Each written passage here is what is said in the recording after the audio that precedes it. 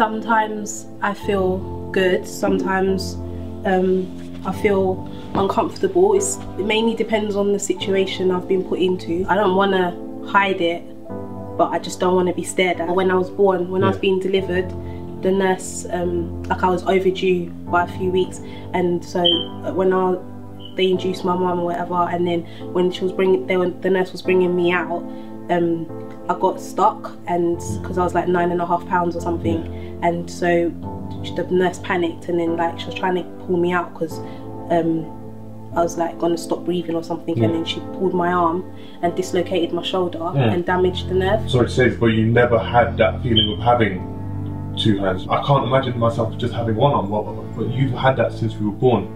You never had that feeling. Yeah, and it's funny because it's like the opposite for me. For me, it's like dreaming of just having that one opportunity to have that. Yeah. Like, sorry. That's okay.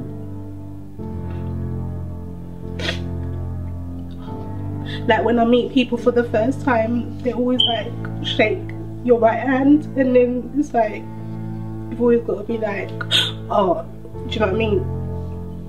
And it's like I don't want to always have to do that, and that always, it's like every day I'm being faced with this situation, do you know what I mean? So sometimes I'd rather just be at home by myself where I don't have to like meet people, do you know what I mean? It's like who can you can't blame anybody, but at the same time there's got to be a culprit, and when you can't find a culprit, you just find yourself in a vicious circle going around in your head. You know that. And it's a lot of thinking. My friend always says to me, "You think too much." Yeah, but they don't understand.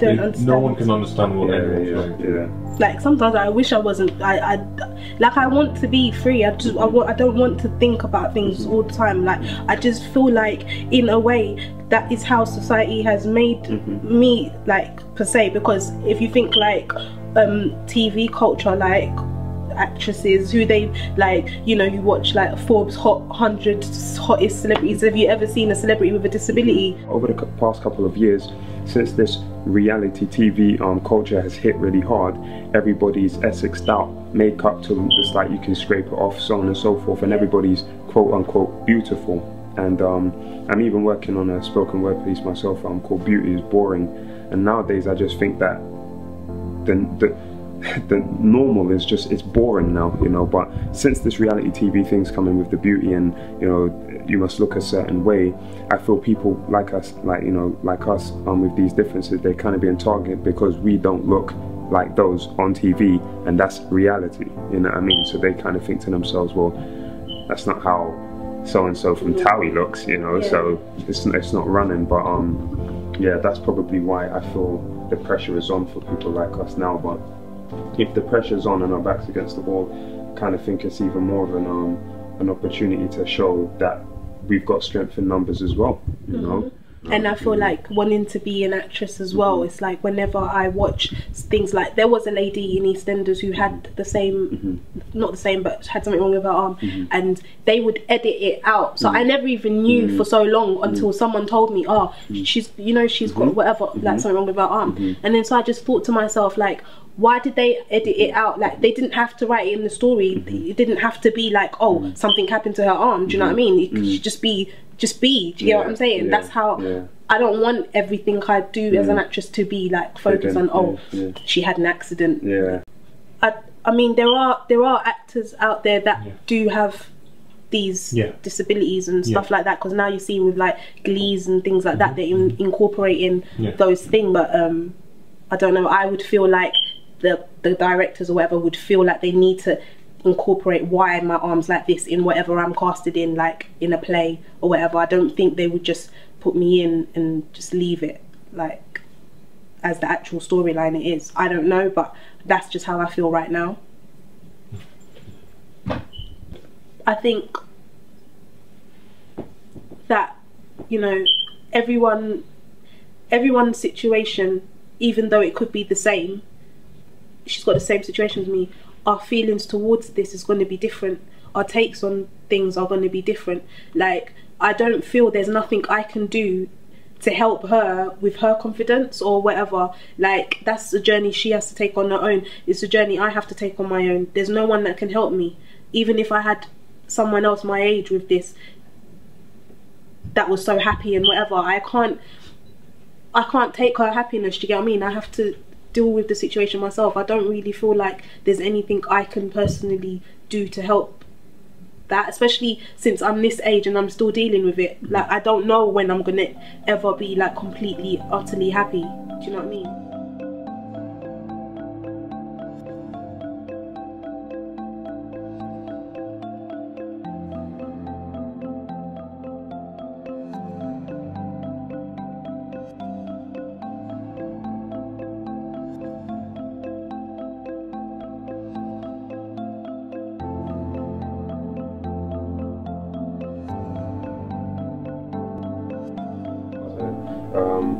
I've had people when I was at work. One woman, she got her kids to stand there and laugh at me, point at me, and then I walked around the store just to gain my composure. She found me, did it again, and then the last moment I was like putting some stuff up on the shelf, and I felt some big barge in my back, and I got pushed over the crate, and it was her just laughing. Like, I've had, when I was in Southgate College, there was a guy, he came up to me and he was just like, people have been talking, like saying, like, I just wanted to ask, do you have cancer? And I was like, okay.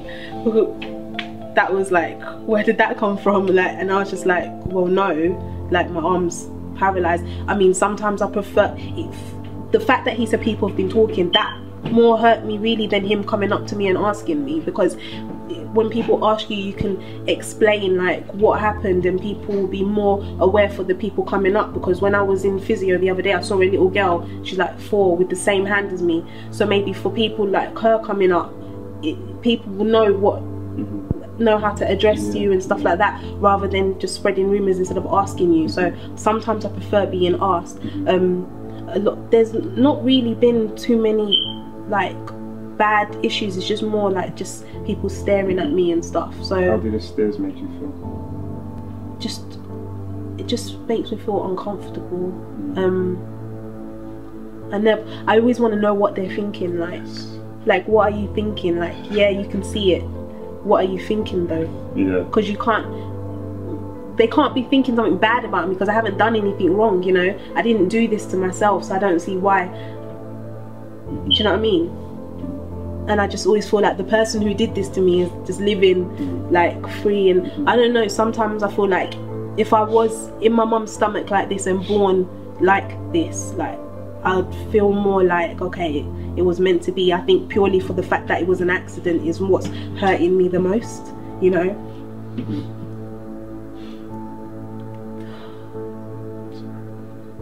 That I could have been normal, you know. And what society calling it? Yeah, I suppose. How does it affect the confidence side, in terms of, you know, being a lady and growing up, and you wanting to obviously have a family and stuff? Like, sometimes I just think that it's not gonna happen. Because even when I do get someone telling me they like me or whatever, I just feel like, why do you? And then it's like I'm just building up a defense mechanism. And that's obviously not going to bring someone closer, is it? It's going to push them away. Like, it's just, I don't know, but I do feel as though part of my defense and my aggression, it's not keeping people away, it's me keeping them away, you know, rather than them staying away. I think it's me just kind of, I've always got my hand out. I'm just trying to keep them at arm's length, because if they get close, they're just gonna realise, right, this guy's got issues. Like, and sometimes the insecurities they're quite dense. They're hard to deal with for other people. Like, because to them it sounds stupid, and even to me it sounds stupid, but that's just what you think. You just can't help thinking. It's like my mind is like my enemy sometimes. You know what I mean?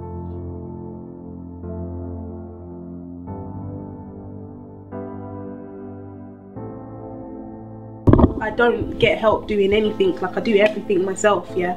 And like, so I'll cook or whatever, and I don't have no feeling in it.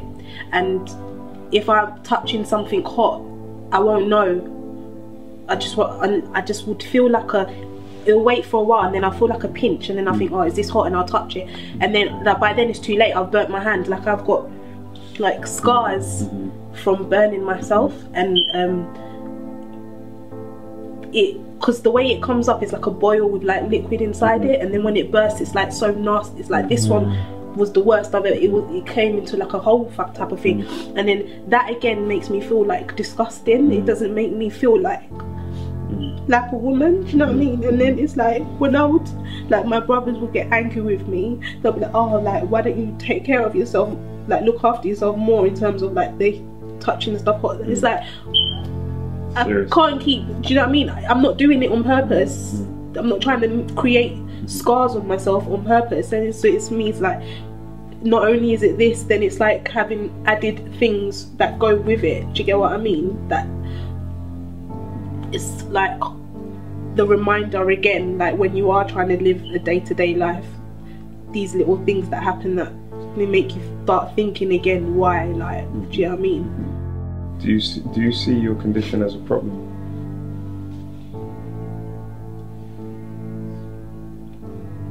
Emotionally, yeah, sometimes. Yeah.